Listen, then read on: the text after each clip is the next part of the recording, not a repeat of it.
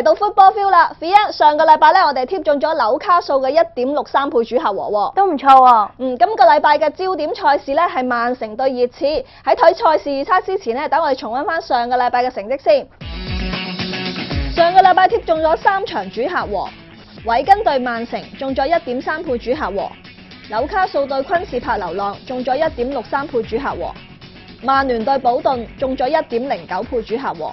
上個禮拜貼中咗最多嘅主客和係紐卡素對昆士柏流浪，有1.63倍。今季一共預測咗210場波，貼中咗94場主客和同16個波膽，命中率超過44%。當中貼中咗最多嘅主客和係車路士對富咸，有5倍。而狼隊對史篤城同車路士對富咸呢兩場波，我哋貼中咗最多9倍嘅波膽嘅。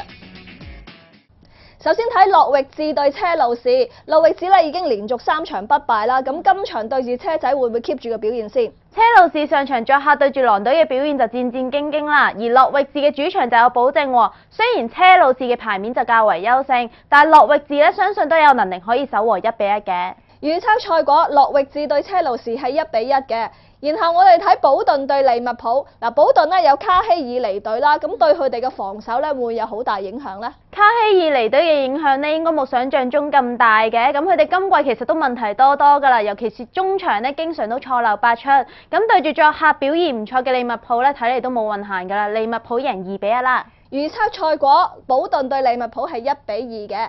最後我哋有焦點賽事，曼城對熱刺。熱刺咧季初主場咧慘敗俾曼城啦，咁今場咧會唔會復仇搶分呢？呢場波對大家爭取冠軍有好大嘅影響啊！如果曼城能夠贏出咧，將會打擊熱刺爭標嘅機會啊！今場咧熱刺就有艾迪巴約缺陣啦，咁對佢哋嘅影響都幾大嘅喎。今場咧曼城應該可以贏到2-0嘅。預測賽果，曼城對熱刺係2-0嘅。Fian， 不如等我哋重溫翻今個禮拜嘅賽事預測咧。諾域治對車路士1-1，保頓對利物浦1-2，曼城對熱刺2-0。